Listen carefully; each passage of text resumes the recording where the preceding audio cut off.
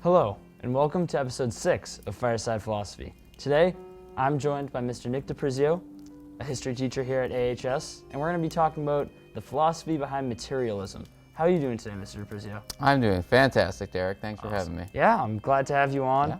Yeah. As senior year is wrapping up, I'm glad to kind of take a lot of the teachers that, we've had a good professional relationship since like 8th grade, so it's good to have like a lot of like the teachers that I'm friendly with come on the show, talk some philosophy. Yeah, very cool to be here. And, as you're exiting, as you say, thinking back to our original projects back in with the history crew in 8th grade, and how far we've come here with the production standpoint and the the levels you got. So very happy to be here with you. Yeah, I mean, those assignments in history in the History Honors Challenge back in 8th grade, those really like started Matt and I's passion for like filmmaking and production, and this is where it's gone. Yeah. And it's going even further in the future as we both go to pursue that in college. Yes, so. excellent. Yeah. Excellent.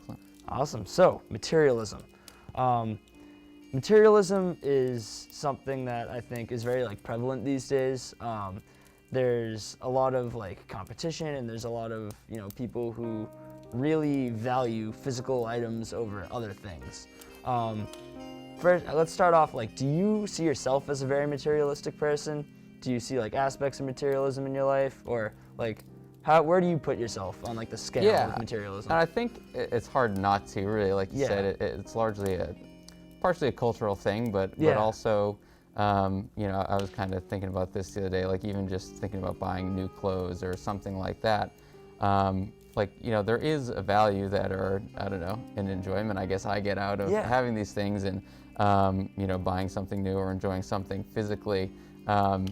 And it's interesting though, because I don't know that it's necessarily because of the physical element of it, or sometimes it's more kind of what these things represent, or kind of on that quote we had up on the intro here, maybe as kind of a way of escaping things that are plaguing us or whatever, as kind of a distraction. I definitely am. It's like, I certainly spend money on items and things that I don't need because I enjoy them, recreationally, and, golf clubs, my guitar over there, things like that. Those aren't things that are necessary. Or even like we said, new clothes, new shoes, things like that. And so, I definitely don't consider myself averse to material culture in any means. I'm the same way. I think as I'm getting older, and I've been working 2 jobs for like a few years now, and as I have like more like income and like disposable income, I feel like I've become like a little bit more materialistic than maybe I used to be. Mm-hmm. I'm not like the biggest like collector by any means, but I have like definitely bought some things that I like don't need. Similar thing. But I feel like materialism isn't always like a bad thing. Like I feel like the feelings that like having things and buying things can give you are like it's not like a negative thing, No, not necessarily. And I think there's, like you said, you're working now, and it's like part of it is almost perhaps something of a status, being able to, purchase things that you don't need. That's what people for like thousands of years strive for, was to reach a point where you didn't have to be working all the time, or just thinking about necessities, kind of having these extra things. And I don't think that's necessarily a bad thing either. I think there's certainly limits to that, right? In terms of what they can achieve what physical things can achieve for you. But no, I think to some extent it's kind of a reflection of perhaps sometimes even accomplishing things, right? Or kind of showing like success. You have the ability to have something that you want, you know what I mean? And so you've kind of reached a point where you're comfortable and flexible enough to do that. Yeah, and it can also be like, like a motivation at the same time. Like if there's like, you want these commodities that you don't need, but you have to like work harder to get them. Sure. If you're not like materialistic at all, and like you think you like don't need anything, and you only do things and like let's say you only like work for like the feelings that like gives you and like the pride that gives you.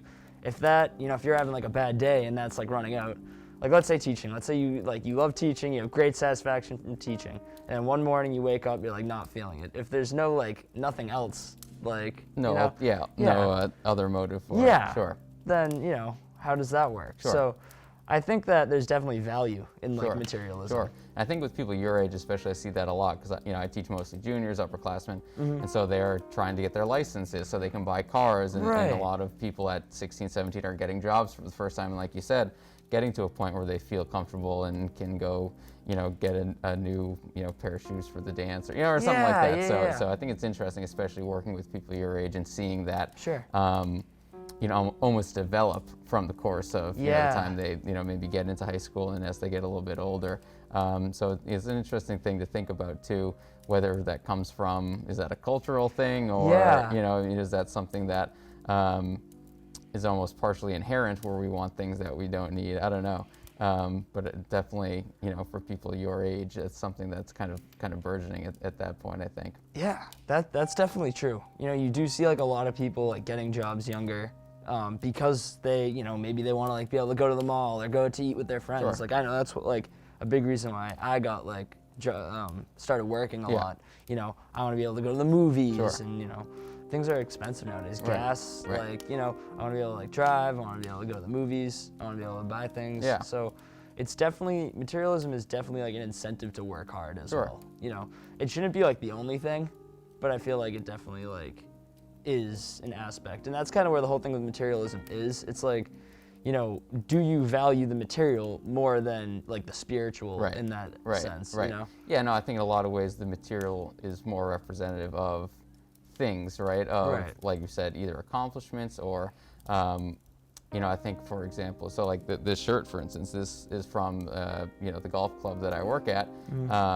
And so like I like this, not just, it's comfortable, I like that, but like it represents, something I enjoy doing and things like that. And so I think, that's the case in a lot of ways with, different brands or, you get a hat or something that has, reflects your favorite restaurant or, or something like that where, the material is not just the material, right? It's kind of representative of something you enjoy as well. Yeah, I think that's true, and I think that's something that kind of gets like left out of the conversation when it's like materialism versus like spiritualism. Like, there are things, let's say a car, right? Like a really nice car, that's like a materialistic thing, but it might have like meaning to you, which can be more like spiritual. Sure. So like, if I'm buying a car just because like it looks nice and it's a nice car, compared to like what you said, buying like maybe like a T-shirt from like a movie I really like that like means a lot to me or something like that. There's definitely like a difference there. Sure. And I feel like these material things can have like a like spiritual value in that way. Sure. That like does give you like emotions and feelings that are positive, opposed to just being like, all right, the emotions that like I'm happy because I have this nice thing. Right. No, I think that's interesting because it's obviously to some extent, there's obviously a limit to that. Material things can't. That's kind of like the famous trope, right? Where someone gets rich quick, or you hear about this all the time with people that like win the lottery or something, and all of a sudden they have all these financial obligations, and it's almost like weighed down by, the material value, and you kind of losing sight of, what they previously enjoyed and things like that. So I think that's interesting too. Is like, to what extent can physical commodities actually play a role in achieving, emotional happiness and kind of philosophical, happiness and things like that. So I don't know. That's probably different for everyone in terms of where that line is, or, kind of where that balance is. And again, definitely very much a cultural thing as well that maybe kind of defines where that line is. Yeah, and there's so much like to go off of from that because, like we were saying, like part of what makes like the materialistic thing something we want to strive for is that we have to work to get it. Sure. So like once, say like you do get rich fast and you have all this money and then you just buy them and then it's like, what now? And also like we were saying like with your, like sure, like you enjoy like the golf club. If you're not working at the golf club and you don't have like a connection to this materialistic thing, then it's not as like special. Right. You know, when you go for it. Right. Absolutely. So if you don't have those like connections to make things like special and to make things have emotional value and you're just like buying them for like their material, then like it kind of gets into like a gray area there. Yeah. Right. I agree.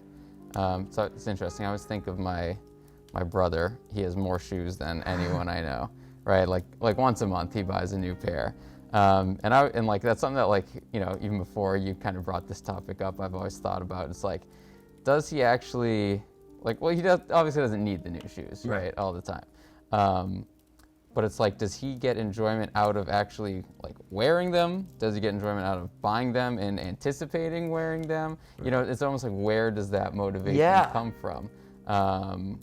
And so I don't feel bad roasting him on here because I doubt he's gonna watch this. But we can keep roasting on him even more. But I don't know. But it's just like an interesting concept. But it's also different for everyone. It's so interesting how different materialistic things can be like, have like emotional value for people. Because, you know, I think, like we were talking about earlier, it can be positive to, you know, have materialistic things that do have emotional value. Yeah. So like, it's so funny how we can sit here and be like, oh, why do you like want to buy all these shoes? Right. Or for him, that's like something that makes him really happy. Whereas I have this guitar that's worth hundreds of dollars that he would care nothing about. Yeah. You know, so so like you said, kind of person to person or individually, you know, we kind of assign value to these different objects, I guess, that we go out of our way to get. So. Yeah. And then another interesting aspect is like collector's items. Sure. Are you into any collector's items at all? I can't say I am. I can't say I'm into. I have a friend though, a close friend that's like got really into baseball cards recently. Okay. And so he's kind of going through, you know, that stuff. Whereas, you know, the value, the rarity of it increases the value, and and things like that. And I actually went to last year. I think it must have been before all the pandemic madness. I went to a card show with him, and it's so interesting seeing, like, you know, these cards that I would look at and think nothing of, you know, and you have these guys kind of bidding hundreds of dollars with each other and kind of this crazy, you know, market setting. And it's like, you know, these people that are there obviously assign a lot of value to them. And, you know, they have their own like rating systems and ways of kind of assigning monetary value to what these cards are worth, whereas I would just look at it and be like, I don't know. It's a piece of paper. Right. And so I thought that was interesting. That's so cool though, because like there's things like that for everything. You know, and part of the, you know, reason we have material things is because like you can get so much joy out of that. Like he probably had a great time going to that show with you, you know, and that's just like a fun thing to do that now exists because of these, like, because people are materialistic about baseball cards, you know. For me, I'm not like the most materialistic person, but I'm like a big movie person. I'm a big Star Wars person as well. And I did make a purchase as of late of a Luke Skywalker Galaxy's Edge lightsaber. Okay. And yes. It was on the pricier side, but it's like I don't ever really get like big collector's items like that, and I'm really happy I got it because I have like a great time with it. It's like people come to my house who are like Star Wars fans or whatever, and I show them, and they think it's like incredible. I'll like mess around with it. I have it on display. It's like it's a good time, you know? And I kind of like bit the bullet on it. Aaron, my friend, was going to Disney, and I Venmo'd him the money and said, buy me one, because you can only get them there. And I'm fairly happy with that purchase, but it made me like, I thought about it so much after I bought it. I was like, oh, like I don't need this, I don't need this. But once I got it, I was like, all right, this is such like I'm glad I did this. I treated myself. I'm going to college next year. I'm not gonna be spending money like this for a long time. Like, it was a fun thing to do. I'm glad I have it, and it served me well. So there's some things like that too, where like I got a good amount of happiness out of that. I'm like satisfied with my purchase. You know, I don't think that's like awful. If I started like trying to collect all of them, then that could be an issue.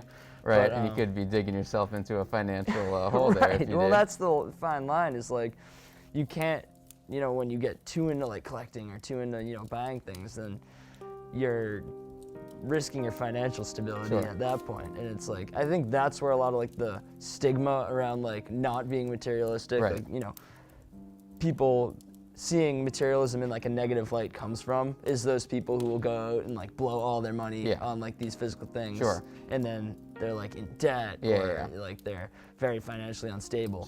But in reality, I feel like there's a lot of positivity to having material things.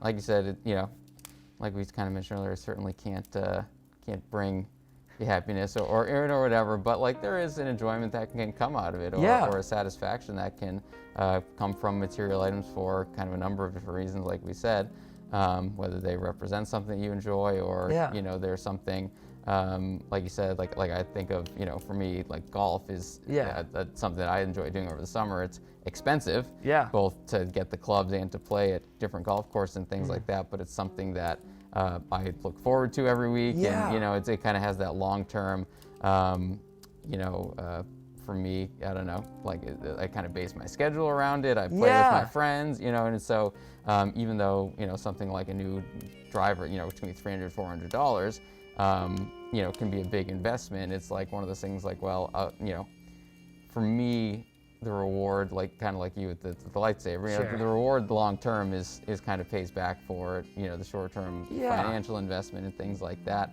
And so, yeah, I don't know, it's almost like you're investing in yourself sometimes, you know, through these, you know, products or physical items or whatever. Yeah, I have a similar experience. I got, before the pandemic, the AMC A-list, where you can, you know, you can go to the movies 3 times a week. It's about $25 a month, and you can go to 3 movies a week for free.